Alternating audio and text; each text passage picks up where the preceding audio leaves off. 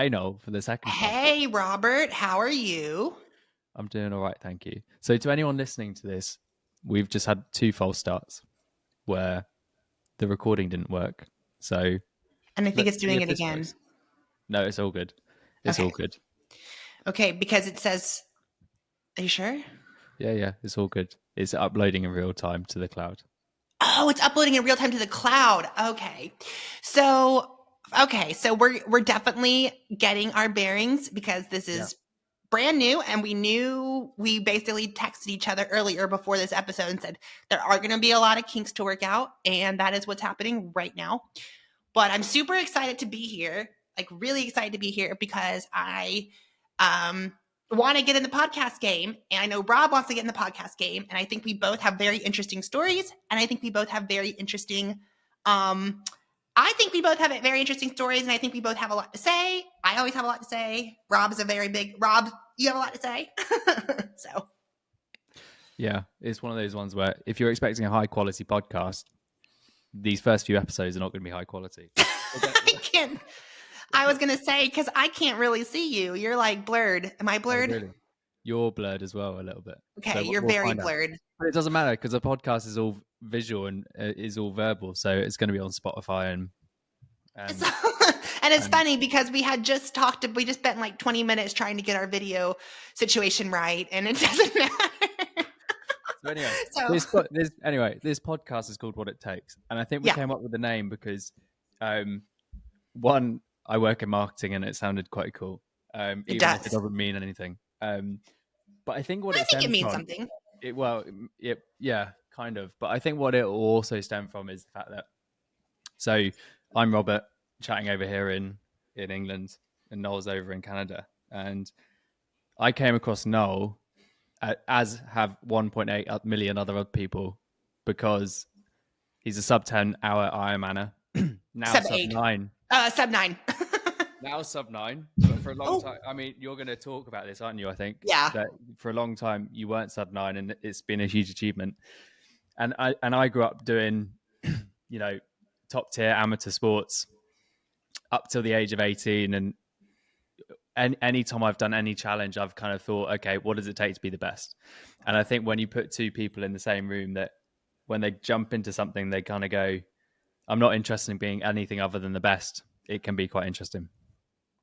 And I also want to say, like, Robert, and I've been following Robert for a while, and just we had a call like a week ago or even 2 weeks ago about what we want to do. We wanted to do this podcast, and I was so fascinated. He's in finance. He's in it's just you're so like it's like detailed, and you're ready. Like you're just like an A type. I feel like you're A type. You talked about how you want to be. Was it golf or was it cricket? It was I golf, mean, right? we can run through all the sports, but Okay. I think by the age of 7, I wanted to be a professional tennis player. Okay. By the age of 12, I wanted to be a professional golfer. By the age of 16, someone asked me that if I should take cricket seriously. If you're in the United States listening to this, cricket is a sport that's played by 3 billion people in the world.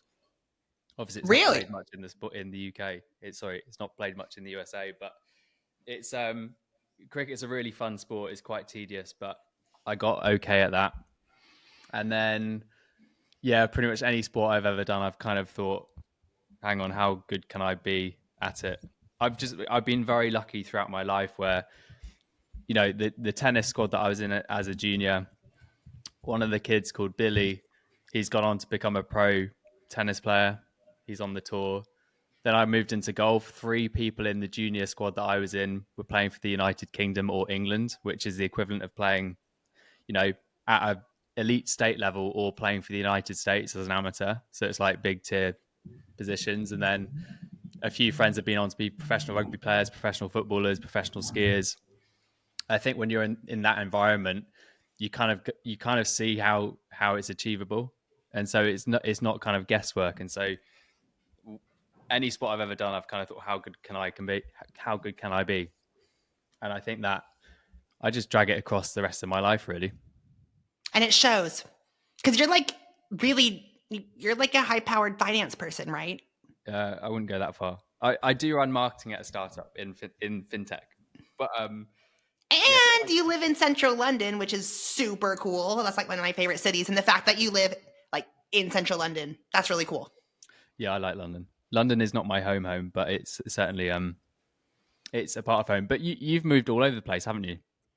Well, I travel a lot, but no, I haven't really moved all over the place. I was born and raised in central United States, Oklahoma, and I know 65% of my following who will listen to this first when I put this podcast out there is from the United States. So I lived in Tulsa, Oklahoma, and then recently, as of this year, as of like 6 months ago, moved to a little town called St. Albans in Vermont. It's 30 minutes away from the Canadian border. And it has been a very big change, especially for the winter, because the winters here are crazy. And it's very cool, though. I'm taking it on the chin. It's exciting. And I think I want, and one thing I want to say about like this is totally random, but the biking here. So I'm a triathlete, pretty much a full-time Ironman triathlete. But the biking here is world class, absolute world class biking. I've biked all over the world, and the biking here is amazing. And what I mean by amazing is the cars are. When you get out into the country, there's barely any cars, and if there are cars, they're very nice. Yeah. I can go to Canada. It takes me 30 minutes to bike to Canada. Then I'm in Canada. 30 minutes, and you literally cycle with your passport, don't you? Yeah, because half the routes on Strava that go around here are going through take us to Canada and back. So there's like 4 different like entry points. It's really cool. We can talk about this, but like there's some are the good ones and some are the bad ones. Some close randomly, and it's like just back and forth. And you can get like a elite or what I think it's called. I forgot what it's called. It's like an elite license or some type of thing where you don't have to carry your passport. It's all for Vermonters.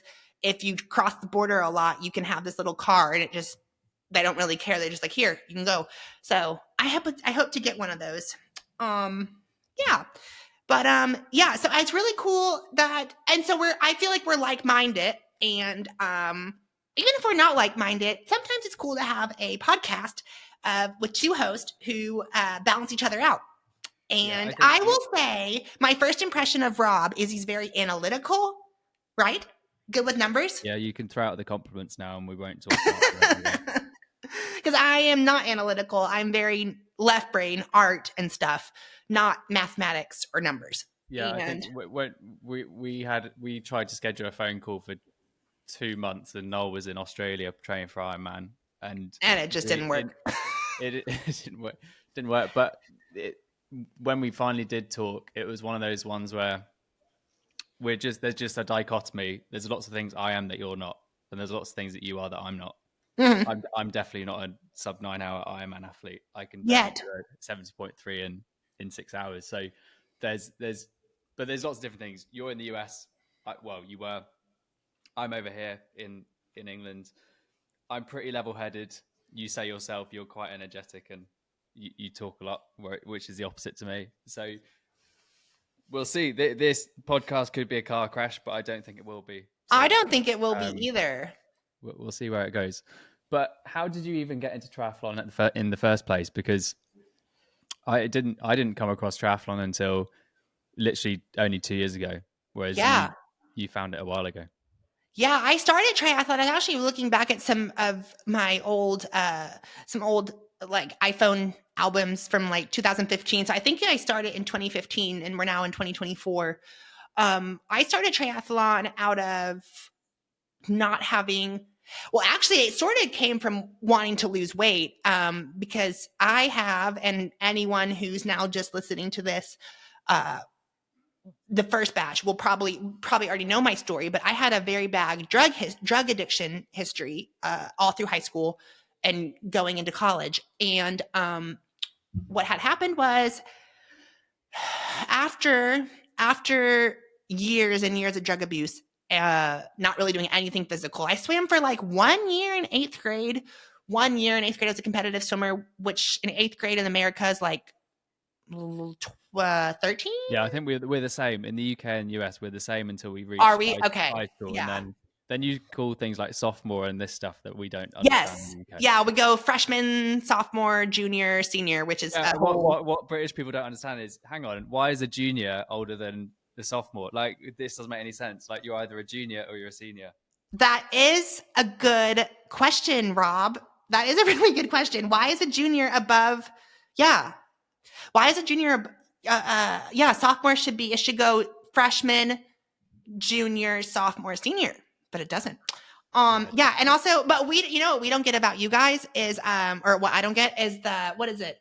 Was it? Well, wait, I hope it was the British people, or maybe it was Australians. You guys get out of school. College is done at 18, right? You guys are like done entering the workforce.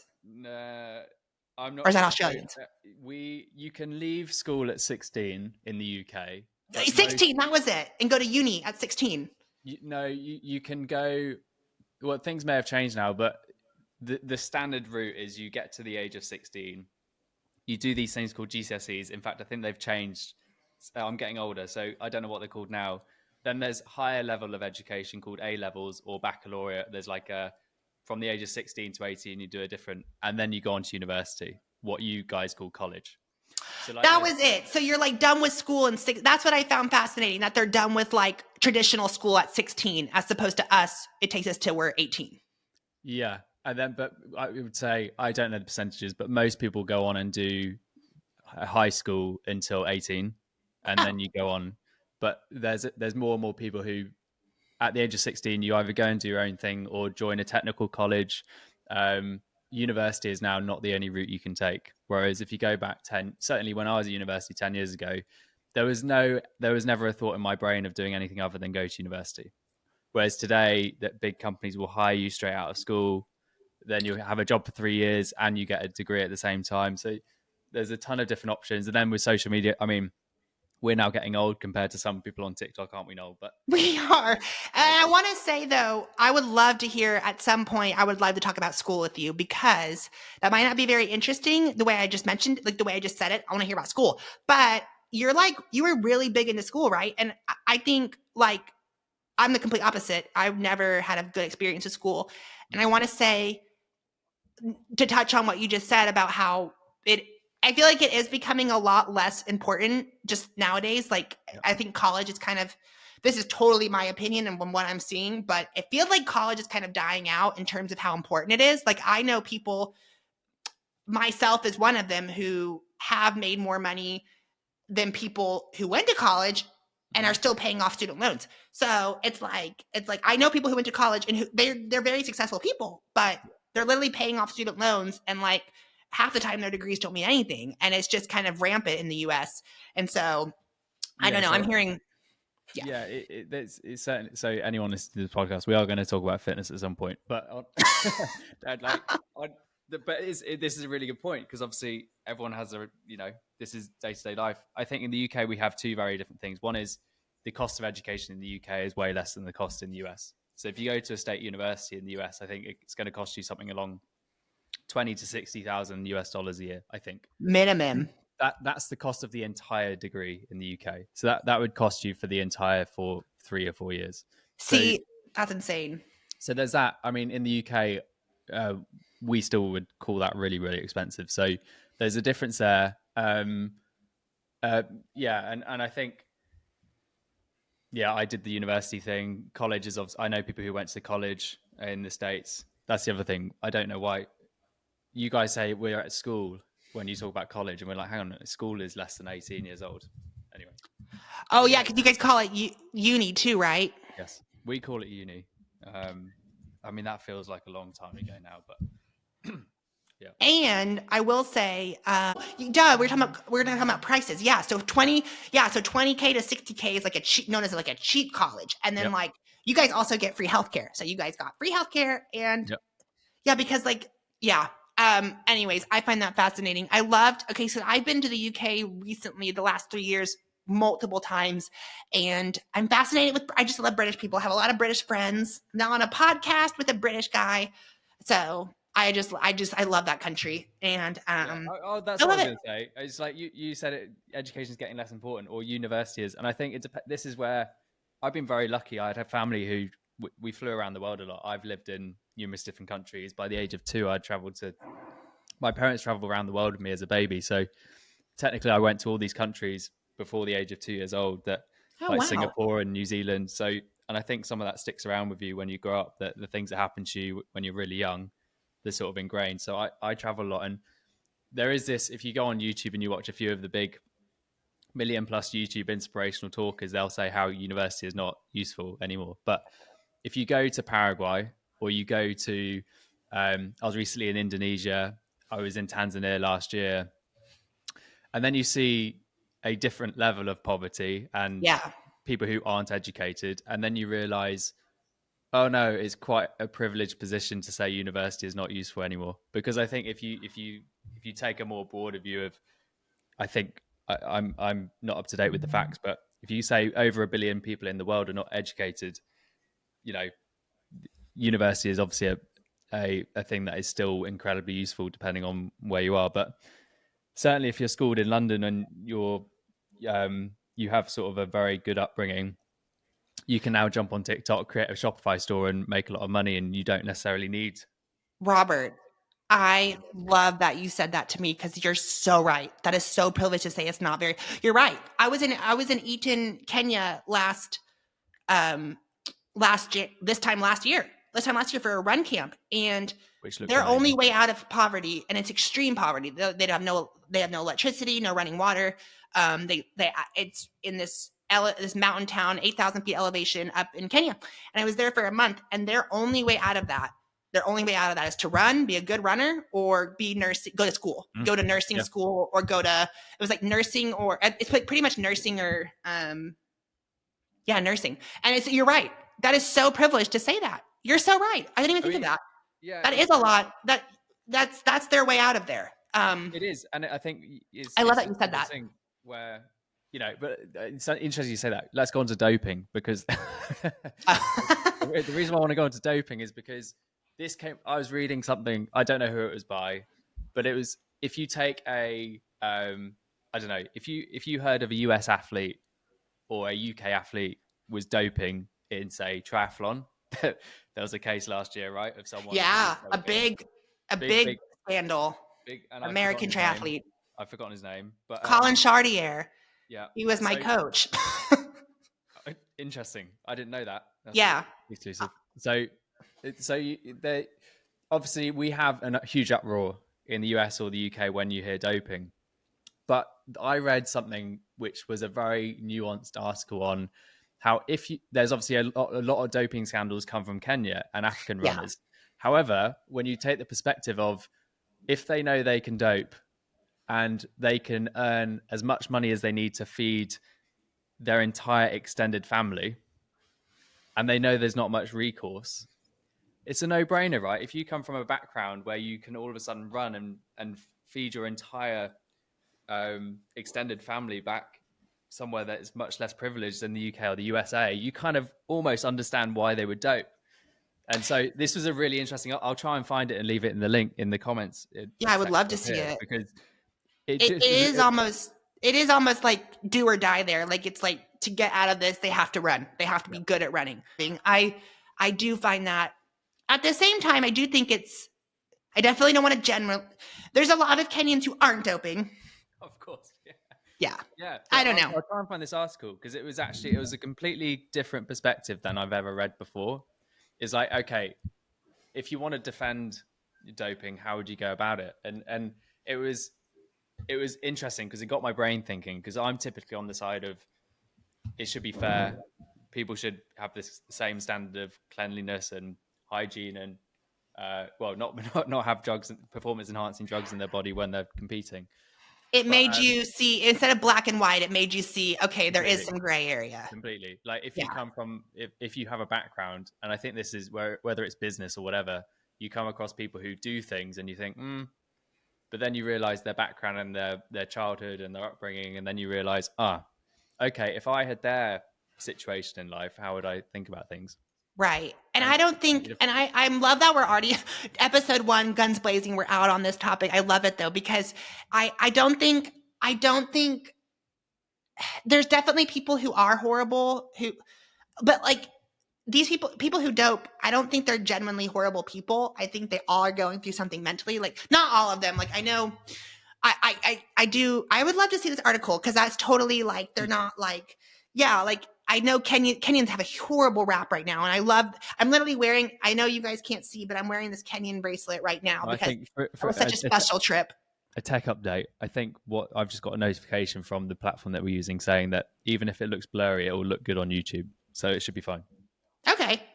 Cool. Yeah. So I was going to say, so right now me and Rob are recording our podcast, first episode, but he's basically been a blur this entire time. So I'm basically just talking just to a moving blur. And I think, am I blurry too, Rob? Yeah, you're a blur too, but I look crispy and good. So same. So from my end, I look very crispy and good. And so I guess, but it sounds like if this goes on YouTube, which we will have a YouTube channel for What It Takes podcast by Rob and Noel, it sounds like it's going to be fine, I guess. Yeah. Anyway, anyway, Kenya and bands. What were you saying? Yeah, no, I know it comes out left and right when it's marathon season, and you hear, oh, top rated 202 marathoner popped again, 800 meter run. I literally know there's like an 800 meter runner who he popped hot, and it was just a really, really soulful. I hate that word. That's so cheesy, but it was just a really, really cool experience there. And they're not like, if you're born and raised in extreme poverty and like, they don't have, like, they've never left that town. They've never left Eden, Kenya. It's like, that's it. And if someone approaches you and says, you literally have the chance to leave, and go to London and run a marathon and make maybe, anyways. And I just think if someone were to come up and offer them and be like, hey, you can go to London, you can go to New York City and bring money back for your family. And like, they're not horrible people, is what I'm trying to say. I don't think they're horrible people. I think they're stuck. And although I will say, they're also incredibly talented athletes without doping. So I do feel like a lot of them could probably make it anyways without doping. Just insane athletes. That's the thing people don't like. Obviously, the big one was Colin last year. Obviously, growing up, my idols growing up were Tiger Woods. When it got into the noughties, which is the 2010 plus, it was Rory McIlroy as a golfer. But if you go back, I remember early 2000s when Channel 4 is a channel in the UK that used to have this 6 a.m. TV show, and it's just covered international sports. And Leighton Hewitt, I was obsessed with him as a young tennis player. But then, what's his name? Lance Armstrong. Like, he's obviously the most famous person who went through a horrific health situation. Like, you can't really comprehend his situation with, his journey with cancer. But then obviously when you dope, it's kind of one of those ones, but everyone was doping and everyone gets wrapped up in this argument of, okay, who do you blame? Is he the most awful one? Lots of people take the side of everyone was doping, so it was an equal playing field. But equally nowadays, he has this podcast that you may have seen. He does have a podcast. And what I find over the coming weeks, I think we'll discuss quite a few things that I just find people don't want to talk about properly, like Live Golf. Like the Saudis basically investing heavily in Live Golf and merging with the PGA Tour after a huge emotional campaign to try and stop Live taking off. But when money flows into something, you can't really stop it. I think now you see a lot of advertisers. I don't know them off by heart now, but there's definitely advertisers now sponsoring Lance Armstrong again with his podcast. And because he's more of an influencer now. So there's a certain time frame that goes by when, obviously, when he publicly announced he did dope, all his sponsors dropped him. Yep.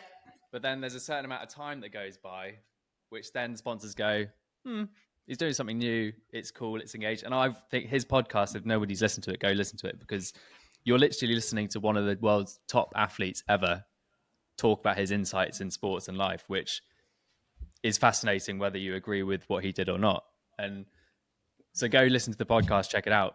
It's really interesting. But I have to say, Lance is a little, to me, he's a little, it wasn't exactly, for me, it wasn't the doping. They're all doping, okay, whatever. It was the way he did it. He bullied, he coerced, or whatever the word is. He made threats against people. He was just a bully. He would be like, your career's over if you do this, that. Read like these So that was more my thing with him. And yes, I do know when the Tour de France comes on, he does a podcast for like every stage, which I mean, it sounds really cool. I actually haven't listened to it, but I do know he has a podcast. He's an influencer now. He has a big platform. He has a big history. People. So you're right. The sponsors don't care about that. That was more of, I heard he was a bully. He just was like he was like, I remember there was like there's like a few documentaries on him. There was like this one lady who would be like, he's like, your career's over if you don't do this, or I don't know. That was my thing with him. But that is really fascinating. Yeah, I guess, yeah, I haven't even thought of that time's moved on. It's been years and he's back to getting sponsored because of this podcast. And I think he has like a YouTube channel and all that stuff. But yeah.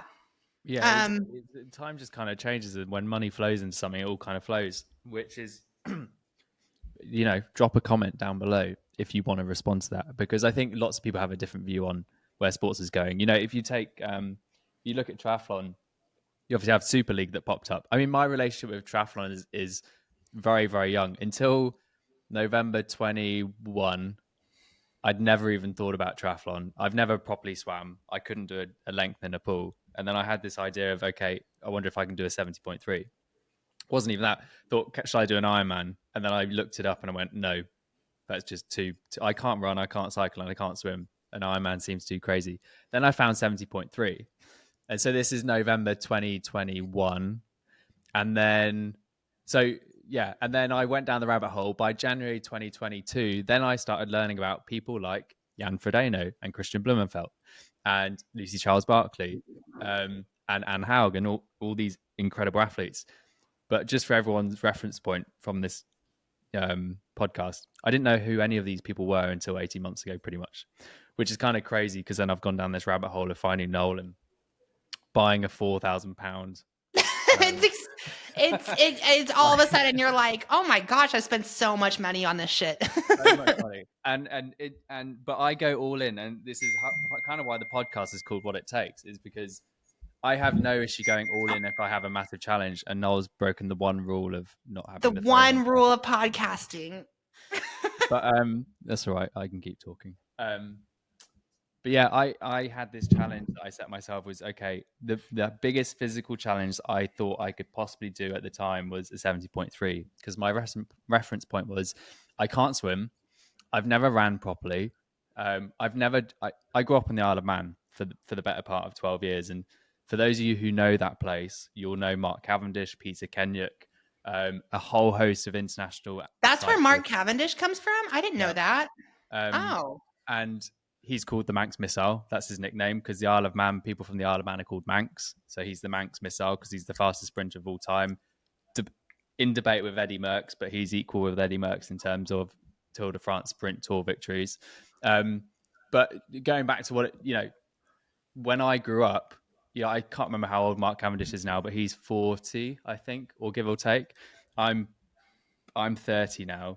And so I was in school, and he was a couple of years, had just left school. But when you grow up on the Isle of Man, and a couple years above you is someone winning Tour de France stages, you kind of can reverse engineer that and understand, okay, if he grew up on the Isle of Man and he cycled on these roads and he trained at the National Sports Centre, which is in the Netflix documentary that he just did, like a lot of the stuff that's in the Netflix documentary, I grew up there where he did the cycling and where a lot of international cyclists from the Isle of Man trained, which is the NSC, which is the National Sports Centre. It's where every Isle of Man sports team will train each week. And so that's a generalization, but it's basically a centre for elite amateur sports. And so you have some football pitches, you have a gym, you have indoor cricket and tennis courts. And I would be playing football there as 11, 12-year-old. And he was obviously way past me at the time. But again, I think anyone who's grown up having sort of idols, you kind of can go, okay, he was here at some point training, and now he's a Tour de France athlete. So therefore, I can achieve that. And so when you grow up in that environment and you see, okay, someone's achieved that, and they went to school 5 miles from where I went, and you build that relationship between what's possible and what isn't. And so I've always kind of thought, well, you can kind of do anything you can put your mind to. And then I thought about Ironman, but I went all in. I went, okay, I'm gonna if I'm going to take on this challenge, I am going to do everything. So I'm going to buy a top of the range. I bought a top of the range racing road bike. I didn't buy a triathlon bike because I thought I can put tri bikes on the race bike, but also at least I can train on a road bike in London. It's very hard to train on a tri bike in the heart of London. I bet. Oh my gosh. Yeah. I have this horrific thought of getting run over by a bus or a lorry, Which is very, very possible. which is very possible. And then I bought a glucose tracker, so I wanted to get my entire health in order. So I went with a Super Sapiens glucose tracker.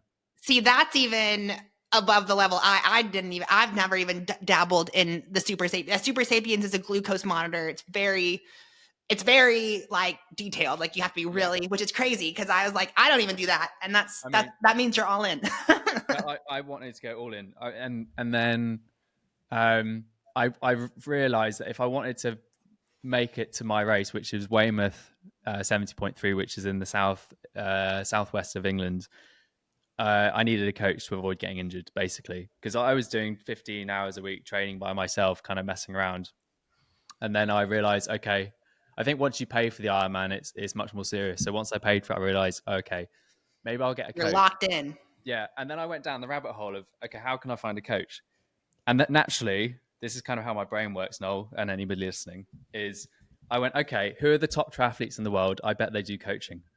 I didn't even think about a local triathlon club. I just went, who are the best athletes in the world? So I went through Christian Blumenfeld, Gustav Eden, Jan Frodeno, Anne Haug. I went through all of these people's online profiles, and then Lucy Charles Barkley had a amateur training squad.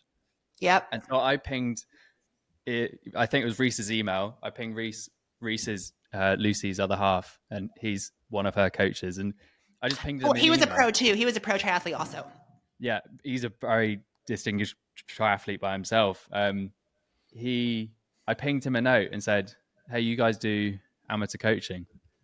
And then I kid you not, I think it was within 12 hours he'd responded. He said, "Turns out we have one more spot left." Wow, that's a sign. And so I'm like, okay, you know, at the time, I don't think she had won the 70.3 world champs, but you're talking about. So I guess anybody listening to this who has an idol, it'd be like me within golf sending Tiger Woods a message saying, "Hey, would you coach me?"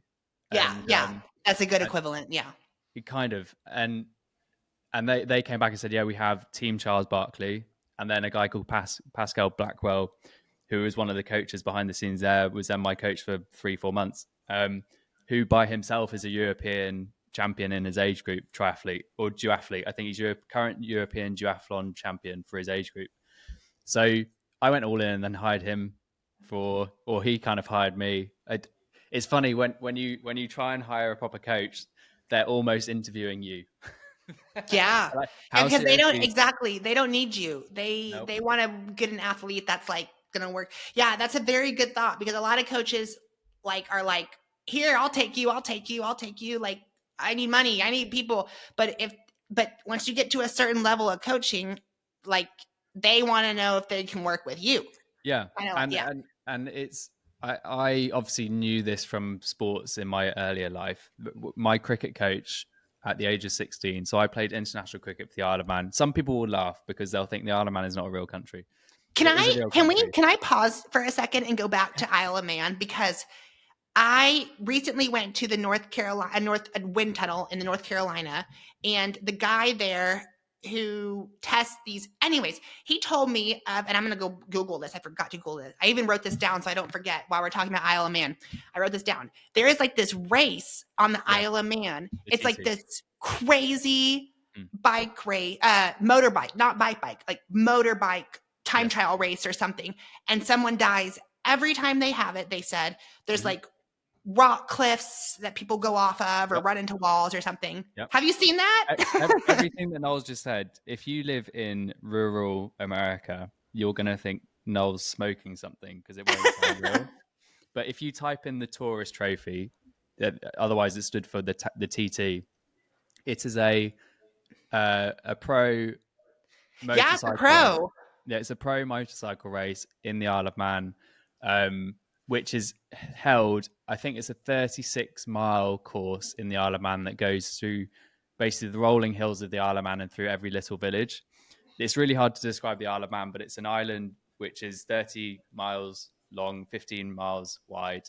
And basically within that, you have a track, and it's not a real track, it's just roads. And most roads in Like European back roads, like European back roads. horrible, Exactly. like Like from wall to wall, in terms of the edges of the road, you're talking probably no more than 10 meters, because it's probably 5 meters for each car, each side of the road. And it's exactly what you described. The top speed is 207 miles an hour. Because at the wind tunnel, Rob, they was doing tests on those bikes. They do bikes on those. Yeah. Did you say 307 miles an hour? 207. 207. Yeah, they do wind tunnel testing on these bikes. And I thought of you. He's like, there's this Isle of Man. And I was like, oh my God, I know that name. Where have I heard that name? And I was like, oh my gosh, that's where Rob's from. And I have to go, I forgot to YouTube this completely, but apparently it's super deadly and it's like famous, and there should be a Netflix documentary about it. I cannot believe there's not yet. So when you go up in the Isle of Man, which I did, my next door neighbor was a politician. Like, it's weird. Like in the US, you are probably not going to know your congressman, for example, or the senator that represents you. But in the Isle of Man, they're your next door neighbor. So it's like, I've always had a very good insight as to how the Isle of Man works in terms of the media and things like that around the TT, because I think it should be on Netflix, and it should. I think it should too. It sounds insane. It should be streamed on YouTube, but that's the whole political discussion. Did you ever did that ever interest you at all? You're like, I want to do that. No, my dad rides a motorbike. No, it's never interested me. It's a phenomenal event to watch. But I appreciate it more that I'm not there, because it is so damn crazy. And it's crazy. It's dangerous, like crazy. Anybody can look up the TT and look at how many people die, but just from, I guess, a better reference point is you have a lot of athletes from other industries come to the Isle of Man just to see what these guys are doing, because these guys are racing 37 miles, I think, give or take. They're going at, the top speed is 207 miles an hour. That's faster than a Formula One car, just for people's reference point. And they're doing on a single lane road with walls that are made out of stone. It's not gravel tracks. And so you have one of the most famous motorcycle riders in sort of popular culture is Valentino Rossi. He's a MotoGP rider. He was basically the Michael Schumacher of motorcycle racing. Incredible. He's one of the guys that is a massive inspiration to Lewis Hamilton. There's a really cool video online of them swapping F1 car and MotoGP car. Really?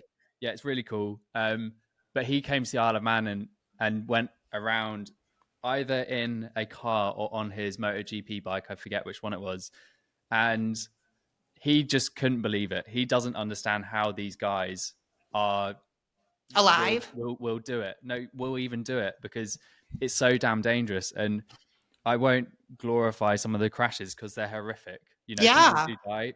A rabbit will go into the road, and if a bike hits a rabbit at 200 miles an hour, you kind of know what the outcome is without me telling you what the outcome is. But it's a phenomenal mental, when you dive into some of the backstories of, there's a family called Dunlop, and so there's a famous rider called Joey Dunlop, and then I forget how many layers of family are TT riders, but I'm going to get some of this wrong, and people from the Isle of Man can correct me, but it's basically the granddad, dad, and brother all died in the same race. What? The same day?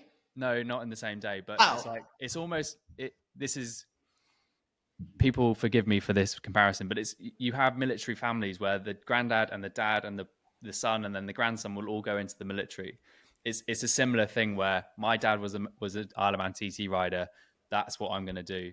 Right. And so you have people, and it's fairly gory and it's not lovely, but you have some mums who have lost all their sons because they've all died in the same race.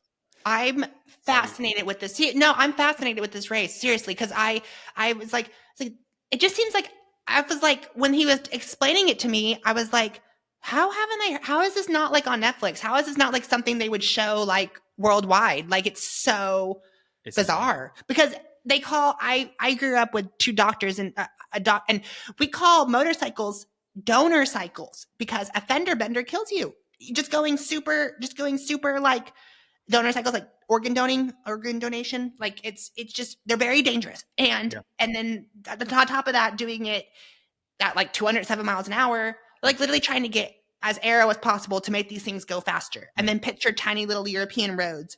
I'm fascinated. I'm surprised. It is incredible. And it's kind of like, if anybody's watched the Monaco Grand Prix, which is probably the most well-known F1 race, and now it's much more visible because America now hosts a host of F1 races. Oh yeah. It's kind of like Monaco Grand Prix, but way faster and way more dangerous because there's no safety. I mean, it would make you laugh if you went to the Isle of Man in June to watch the TT. It's in June. Yeah, I think people will understand the kind of the comedic effect here for safety on on the edge of a wall or a lamppost. Someone will put like a sandbag, and you're kind of like, that's not gonna stop someone from. Yeah, you want to remove the lamppost, surely. You don't want to put a sandbag on it. Anyway, but yeah, growing up in the Isle of Man and you see sort of these crazy events, you kind of realize, okay, it's crazy. But before we went down that rabbit hole, my cricket coach... Well, yeah, but one more thing, though. Sorry to interrupt. One more thing. Before calling it now, though, right now on this podcast, January 12th, I bet they are going to make a documentary about this race coming up soon. If we don't make it first, Rob, I just know they're going to do that at some point. They're going to make a documentary about that. It's going to be a big hit on Netflix. Yeah, they should do. If anybody, I'm eating Aero chocolate. People think I'm really healthy, and I am. I mean, if anybody watches my... You're healthy. Instagram content, but the amount of chocolate I eat is... I don't think chocolate's unhealthy. I don't think it is. Or maybe dark chocolate. But yeah, no. So that's really interesting where you come from. And the fact that you got to see, like, I think there's a lot of world-class athletes from the Isle of Man. Like I have a friend who's also a triathlete. His name's Will. Yeah, Will Draper. Shout out, Will. Yeah. You know Will Draper? I know that. What can I say on... he knows my sister, and he's been drunk at my house before. Okay. And he lives in... Okay. What a small... No way. Oh my gosh. What a small world. I just follow... He's on TikTok. And so... Will and I exchanged a few messages because I was in this triathlon. I've stopped now training for triathlons, but That's crazy. I messaged my dad and said, which Isle of Man triathletes do we kind of know? I sort of said, do you know anybody who knows Will Draper? And he went, oh, Isabel does, because he used to turn up to our my sister's parties at our house. So, that is hilarious. Oh my gosh, what a small world. So that's and he's also, what I want to say about Will, shout out to Will Draper, go follow him on TikTok and Instagram. He's also a super good athlete. He's like very good. So whatever they have in the water at the Isle of Man, they're making them. Because I think he's got an incredibly cool Factor bike, a Factor van, I think. Mm-hmm. And he's a TikToker. He's a TikToker. He's got a very cool Isle of Man three legs of man, which is the flag. But he's now training with the Brownlee brothers, I believe, up in Yorkshire. Yeah, that would check out. I mean, he's like a I want to say a 15-minute 5K. That's crazy. I did not know you know him. That's awesome. I guess it's a small city. It's a very small world. And so, we wouldn't call it a city. It's a village, a town. No, it's a country. It's a country. What's a country? This is okay. So going back, so my coach.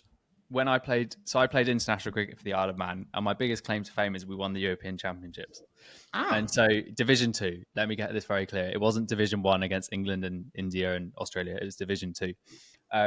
But still, you're playing for your country and you're playing against international athletes who are very good. But our coach was the brother of a England cricket coach who had coached England in the Ashes. And for anyone who knows the Ashes or doesn't, it's the biggest cricket competition between England and Australia.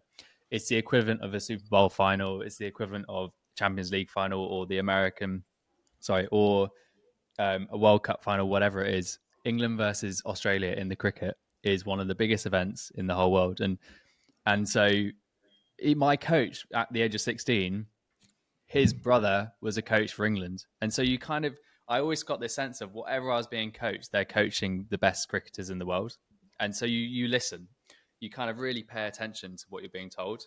And at the same time, when I was 16, then there's a cricketer called Travis Friend, who's an international cricketer for Zimbabwe, who was kind of like my coach / mentor, because we played at the same local cricket club. He had retired from international cricket and then was our international player, and he was basically my fast bowling coach, which was quite fun because he used to be a 90-mile-an-hour bowler for Zimbabwe international cricket team. So anyway, I've always had these coaches that seem to have done massive things or be connected to people who had done massive things, and I think you just pay attention to that. You kind of know if people around them are the best in the world, you should kind of pay attention, and then you kind of realize, okay, if I'm being told this may be the secret to becoming world class. Even if you don't become world class, at least pay attention to it, because it may help you become way better at what you're doing. See, I think that's really cool. I would have loved to grow up in something like that, Rob, because I didn't. I grew up in Tulsa, Oklahoma. Like, I mean, it's not like, I don't want to bash Tulsa. It's like, there's great people there, but it's not like, I don't know. That's just like that's just really cool. Cause like, I don't know how to explain it. It's just very different lives, completely different lives. Did you have this is kind of a random question. Was your house was it like a small house or like a big house? I grew up in a really good environment. So I would say I had a privileged upbringing. Is Isle of Man considered? No, it's like is it considered? What is it like? Well off? Well, it's considered a. I guess everyone. Let me take the politics of the Isle of Man. So the Isle of Man is what's called in legal talk a low tax jurisdiction. Oh. What that means to the average person is tax haven. Oh, it's like Andorra. It's like where people go to live because they don't have to pay they don't have to pay taxes, right? Like the Bahamas or the Cayman Andorra. Islands. So the technical term is a low tax jurisdiction because it's low tax. But like Monaco. Yeah, exactly. So but the average person on the Isle of Man is not driving a Ferrari. And so a lot of rich people go there to live and they work somewhere else. They don't even live there. They just have their company set up there. Okay, it's like Monaco or Andorra or something. And this Lewis Hamilton got in trouble. This is all public, so I don't know Lewis Hamilton, for example. Not a secret. But this all came out in something called the Paradise Papers or the Panama Papers. These were two massive. I've heard of this. Emma Roberts was on this for some reason. Yeah, so not Emma Roberts. Who played Hermione Granger? Emma. Forget her name. But Emma Watson. She was in that for some reason. Somehow she was in that. So I don't know, but we can verify that. But there were lots of people in it. But basically, these two law firms at two different times in the past 10 years got their servers hacked, and lots of these papers were released. And what was fascinating to a lot of people were these world-class athletes were wrapped up in this scandal because, for example, this is the technicals of it. So Lewis Hamilton owned a private jet. It was a really amazing red one that used to fly over my school. We used to see him fly in, and it was really cool because you're like, that's Lewis Hamilton landing next to my school. Anyway. Okay, who is that? I don't know who that is. Explain Lewis Hamilton is one of the most successful Formula One drivers of all time. He currently drives for Mercedes. For the people who don't know who Lewis Hamilton is. So and for if you're in pop culture, he used to date Nicole Scherzinger. So So Pussycat Doll. Anyway, there are multiple different. I love them. But he owned a private jet, and he got in trouble through the Paradise Papers because people just found it tedious that if you're wealthy, you can buy a private jet, set up a company, and then it gets very technical. You lease the private jet to a different company in a different country, and then you do some paperwork that basically says, "I know I bought the jet, but I don't use it, and therefore you don't pay tax on it." And the very specific tax on it is VAT. So when you buy, this is like a legal podcast now, but I did an internship in a law firm, so I'm really interested in this stuff. But the Isle of Man, it's fascinating. In the Isle of Man, there's a law that is, if you import a good to the Isle of Man, the Isle of Man will refund you VAT. And so if you buy something for $100 million, and therefore you're paying 20% VAT on it, therefore you've got a tax of $20 million. However, the Isle of Man government, and again, this was at the time, I don't know if this is still the law, but the government would then refund you the $20 million. And so that's quite a big incentive to set up a legal structure that takes about 5 minutes to do. And Man. so if you've got £20,000, you can pay a lawyer and set up these things. Now, £20,000 to the average person is quite a lot of money. But if you're going to save 20 million, it's quite a good trade-off. Yeah. And so this is obviously gets people frustrated because then you have wealthy people who can set up these things. But yeah, so Lewis was one of these people who was wrapped up in this. And then I think he sold his private jet after that. And nothing was then that public after that. But it was that reverberated through the sports world because I think he either pulled out or someone is going to know the facts better than I am. There's something in the UK called the Sports Personality Awards. And it's the general public vote for the person of the year within sports. And then there was some scandal where people said he shouldn't win the award, even though he was world champion, because he had used dodgy lawyers to pay no tax. And so you had a lot of these athletes get wrapped up in this scandal and these international pop stars. I remember this. It is, yeah, because there's a lot of celebrities in it. I just remember Emma Watson was in it too. I didn't know that had to do with Isle of Man. Crazy. Yeah, the Isle of Man is because it's a place where you can just set up a legal structure and there's something else happening big in UK politics at the moment revolving around the Isle of Man, which I won't go into. Really? Yeah, it's because it's a much deeper cut. It's about the House of Lords and a lady of the House of Lords has done something dodgy and she lives in the Isle of Man. And this sounds fascinating. Have you seen Saltburn yet, by the way, Robert? No, I don't even know what's it about. What's it about? Is it something that sounds interesting to you? What's it about? I don't know what it's about. Have you heard of it? The name, that's it.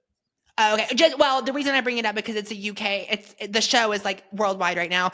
Has Jacob Elordi in it. He was from Euphoria. Anyways, I brought it up because it's about a very rich family who lives in the UK in some like rural country town. Yeah. And anyways, I brought that up because I didn't know if you've seen it, but anyways, yeah, that is fascinating.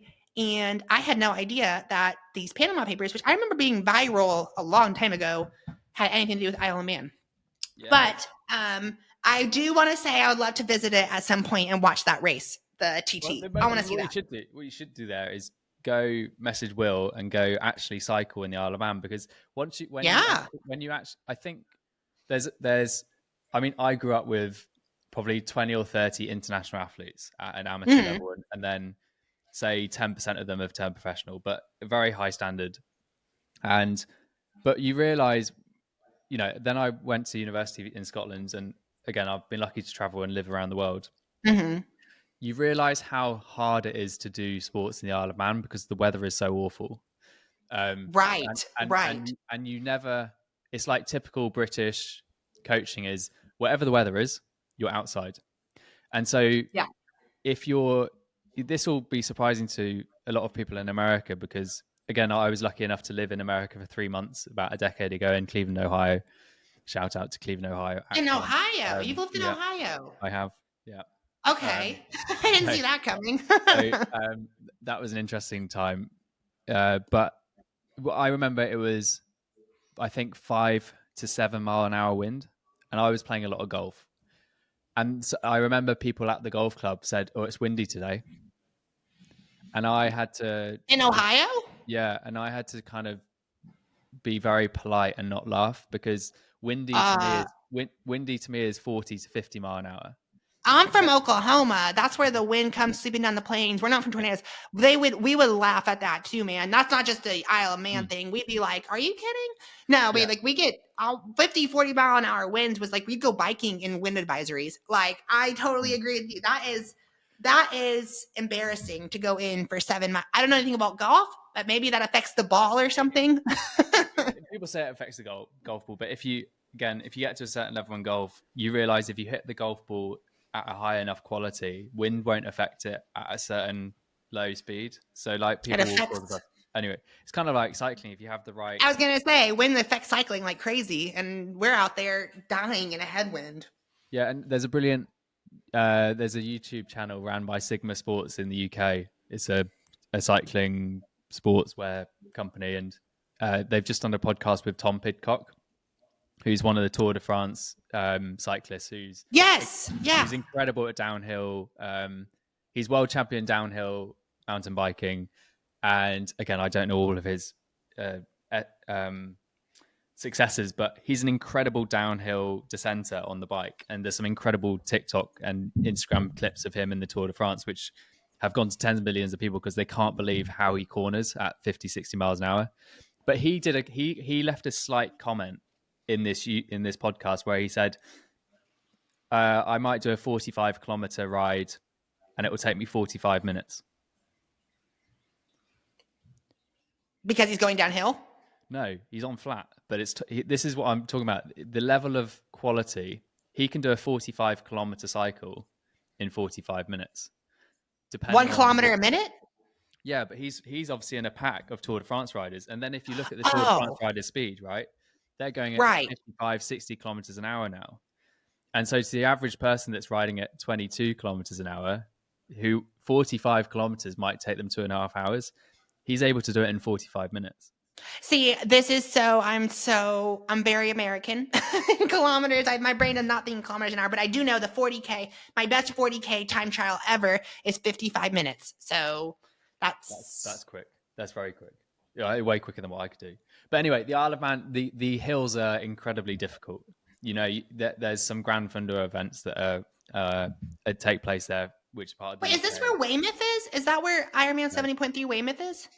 There's no Ironman in there is a triathlon in the Isle of Man that I'm sure they would pay you to show up at Knoll. It's it's incredibly difficult, but I don't doubt it. I heard this. There's an Ironman Tembe. That's in Wales. Yeah, Ironman Wales. Yeah, I heard that one's. I heard that's so hard. I heard it's like one of the hardest courses. All those UK courses are insane because it's just hills and it's always like gray. It's always like gray and stormy. Let's move on to Ironman. That's more fun. What because I have this view on Ironman, which was obviously this is where I found Noel's content, and I put up a few TikTok videos that went to, you know, a couple million people, and then I found Noel's content, and then I would sort of mimic Noel's content, etc., and then we started following each other. But with lots of things that happen in Ironman. One is you have the Super League. Super League's fantastic to watch as like just a spectator. Then you have the professional the PTO, which is like, for how hard the sport is, thank God the PTO came in, because at least people are getting paid. Obviously, they're very well paid now if you're finishing in the top 10 of the PTO at the end of the year, but too right, because the quality of athleticism is way above most Olympic sports. And, you know, having done most sports, I look at, you know, you look at Lionel Sanders and Jan and Lucy and Anne and all these other people that I've mentioned, the quality of athlete they are is just almost hard to get your head around. But then Ironman changed, didn't it? And they got rid of the classic Kona world champs every single year. Right. Well, yeah, it was. So well, go ahead. I'll let you talk. Noel can't say much here. But anyway. Well, I will say I am, I let him finish, I just want to say I am qualified for the true, real Ironman World Champs in Hawaii, October 26th. I'll be documenting my whole journey to the Ironman World Champs, my second time. This is the real one. I did Ironman Nice last year and Ironman Hawaii, but this is Ironman Kona. It's like a homecoming, isn't it? It's a homecoming event. It's like a homecoming. I worked my ass off to get second place. There was only 2 slots in my age group at my last Ironman, 2 out of 90. And I said, I want that slot. I got it. And now we're going to the real world champs. But yes, what Robert's about to say about it is it has been controversial, to say the least. Yeah, I had this. I put this on Twitter when it came out. So it was almost 18 months ago now, ages ago. But because I grew up playing a lot of golf, and you look at Formula One, which goes around the world. This is my kind of take on Ironman, is just in general, life changes, right? And some of these big events will have to move location because of, you know, places change, environments change, attitudes change, etc. Everyone kind of gets that. But I think they missed an opportunity here to go, we're going to hold like a global Ironman series where we're going to pick 10 courses, and every single year we go to a new course. This is what the Open Championship does, and all the biggest golf events in the world do, apart from the Masters, so if you take the Open Championship, which is the UK Golf Masters equivalent, It came to my house. The one I used to live right next to Southern Hills Golf Course. The U.S. Open Incredible. came there. Yeah, it's amazing. So, Or was it the like, PGA? I don't know. but the British version, basically, so you have the British Open, or what UK call it, the Open. There's a list of 10 courses in the UK that can host the Open, I think. And so every single year it rotates. Every single time the event goes to a different golf course. But once every 5 years, the event's held at St Andrews, which is the home of golf. And Tiger Woods has always said it's his favorite golf course in the world, and it's the most famous, and it is the home of golf. It's like going to, you know, people literally will go around the world, spend tens of thousands of pounds to play at St Andrews, and everyone who wins the St Andrews edition of the Open has like this extra little thing on their back, being like, "Yeah, but I won the Open at St Yep, Andrews." exactly. Yep, And yep. this is where I think Ironman missed a trick, which is instead of going 1 year in Nice, 1 year in Hawaii, I think they should have gone, we're going to turn this into a global tour, and Okay. we're This is gonna not pick what I thought you were going to say. I didn't think you were going to say this. That's interesting. we're gonna because I told Niall I wasn't going to tell him until the podcast what I was going to say.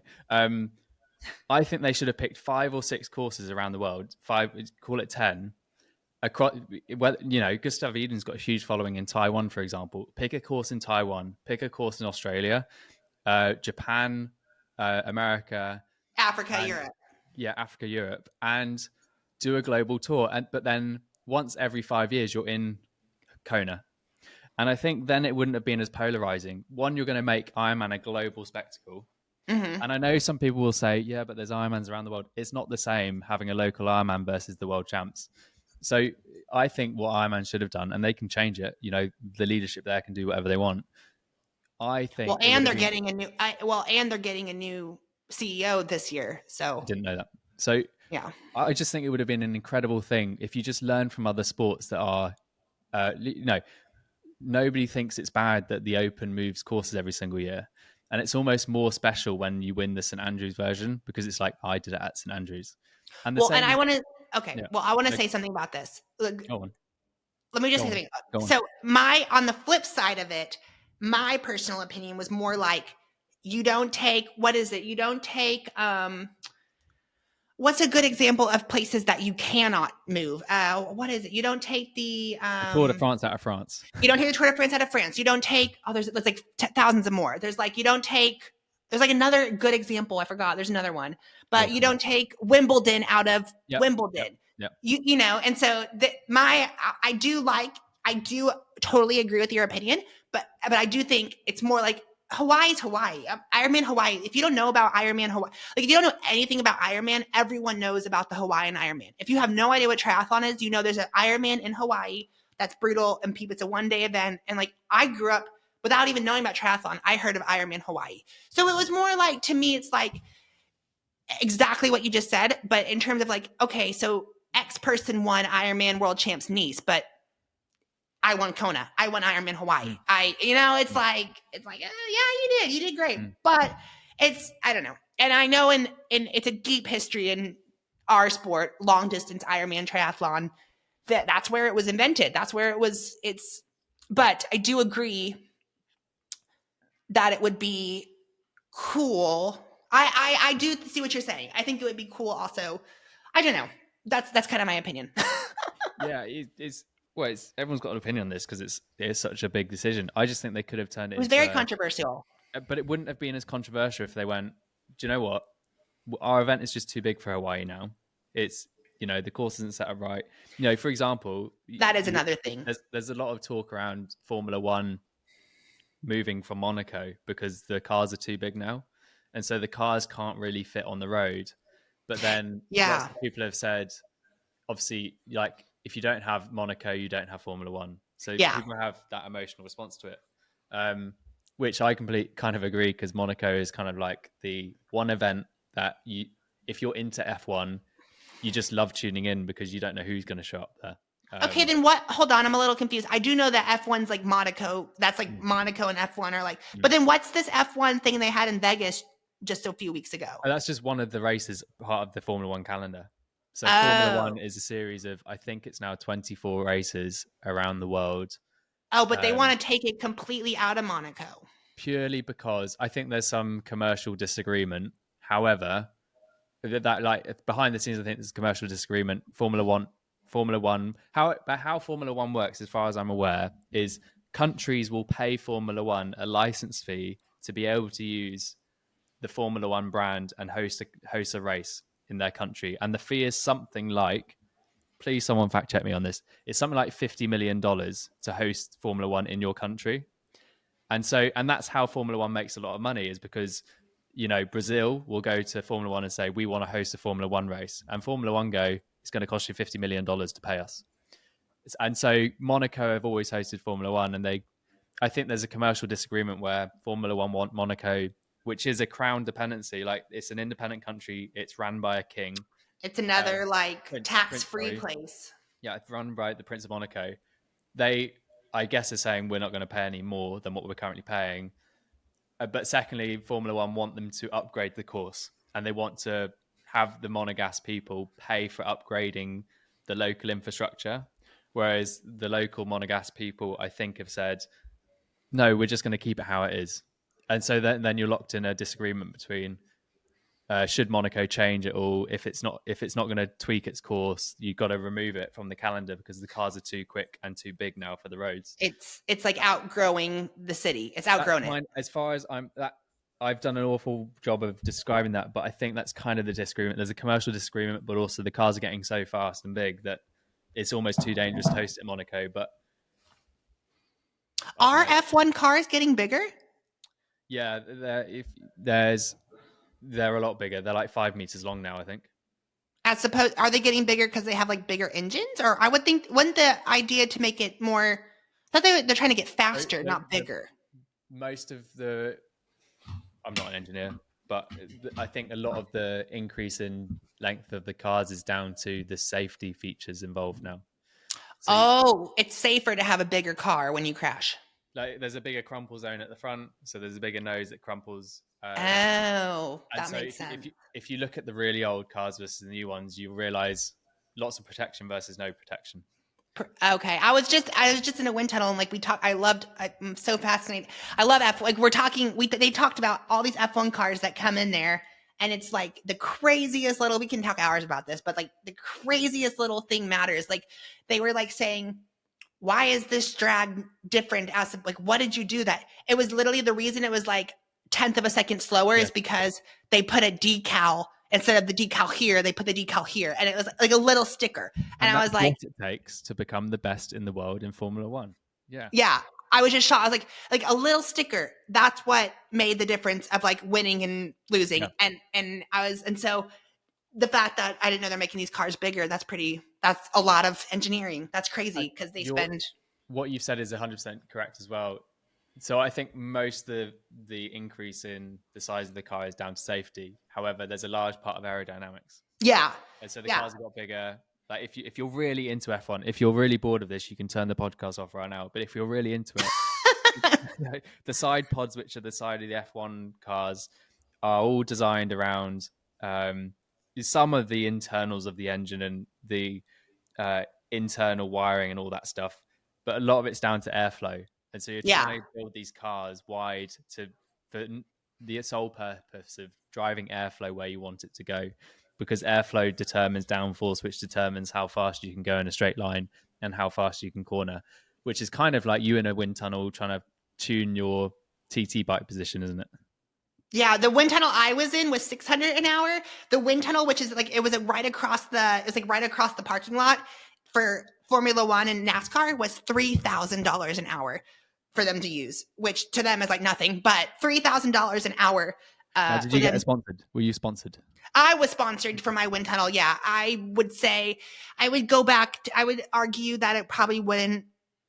I would say it wasn't worth it if from my experience, but I definitely think others might benefit. But yeah, I was sponsored because I think had I paid $600 an hour for that, I would have been pretty disappointed.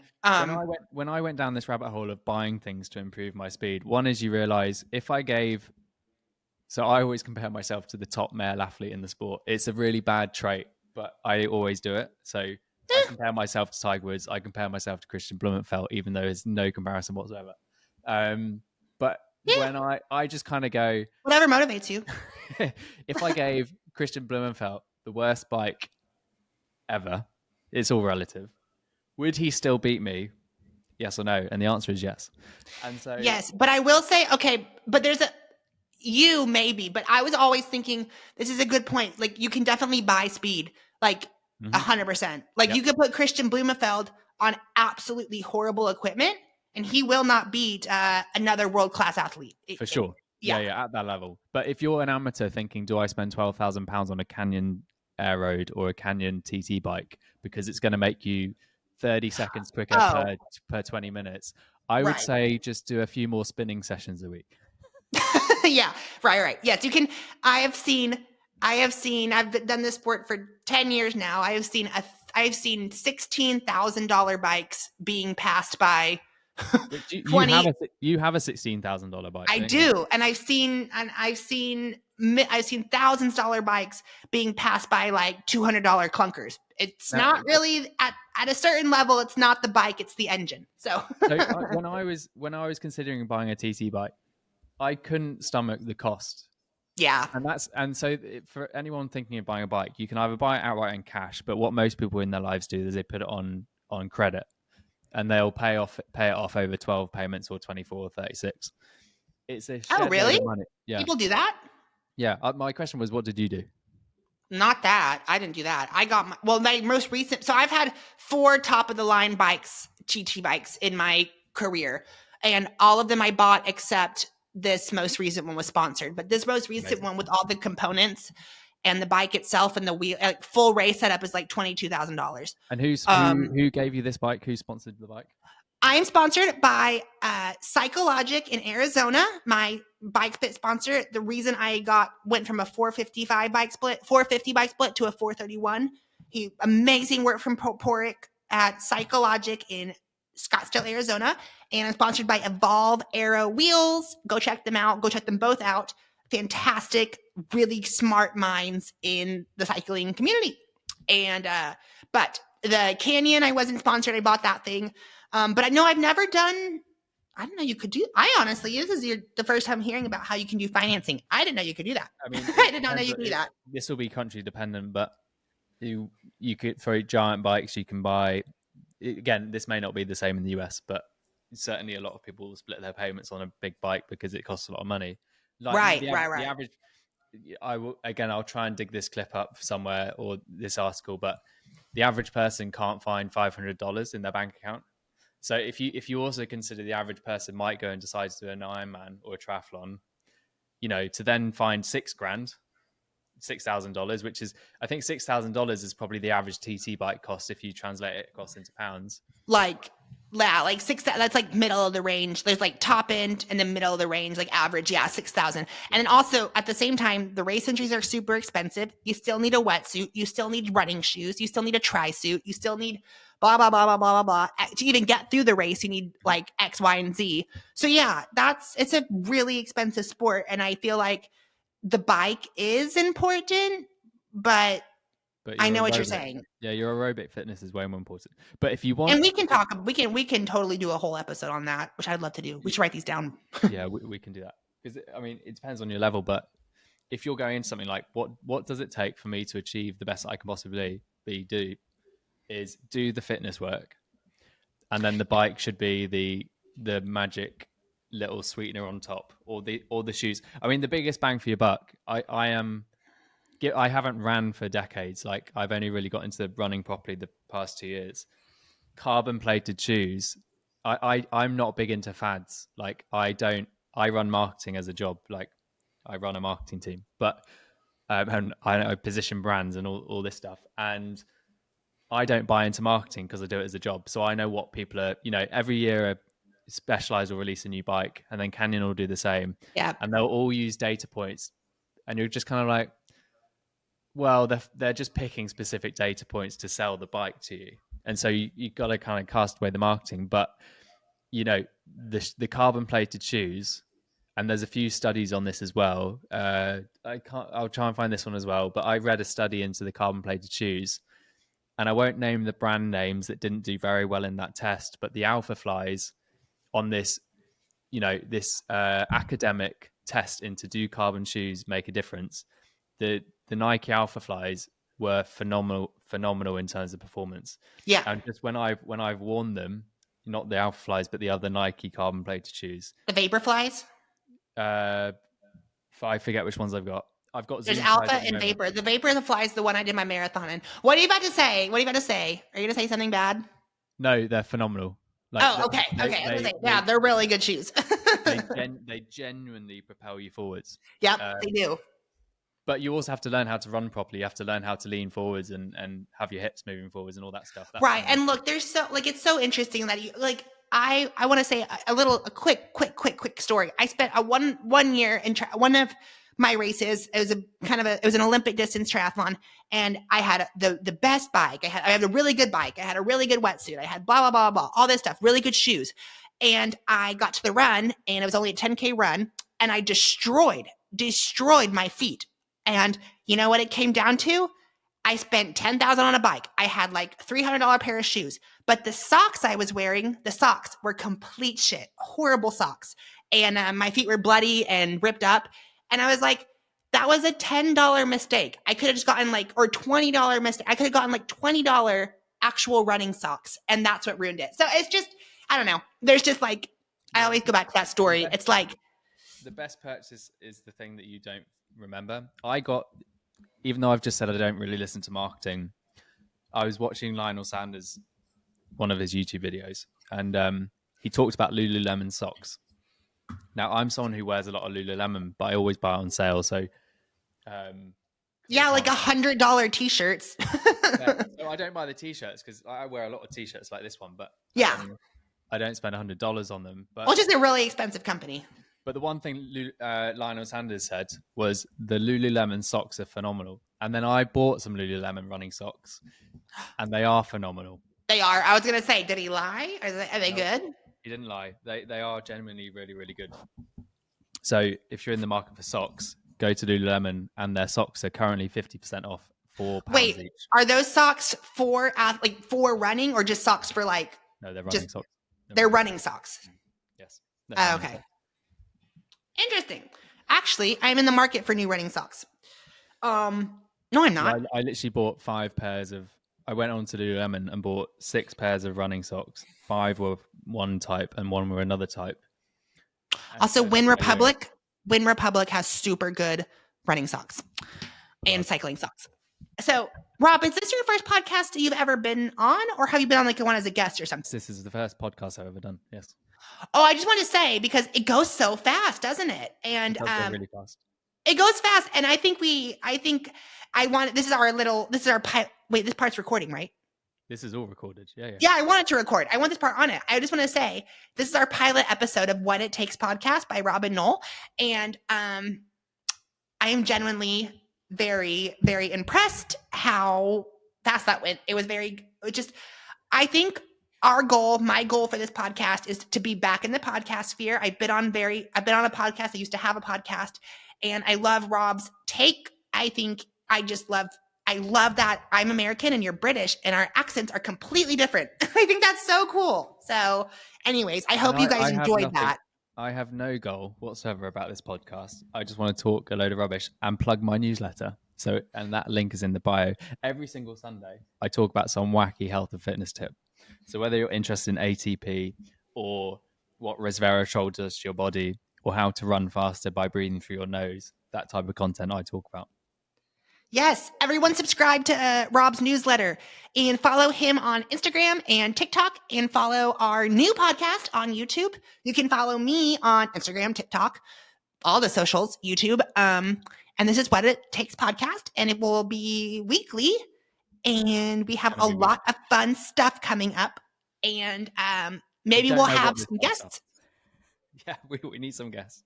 We'll have some guests. People are going to get bored of us. But yeah, we're going to release this every single week. That's the plan is to record this. This is recording on a Friday. Depending on how quick it takes me to edit it, it'll be out on a Saturday or a Friday night. And then honestly, the most painful thing is uploading it onto YouTube. That's the thing that takes the most amount of time.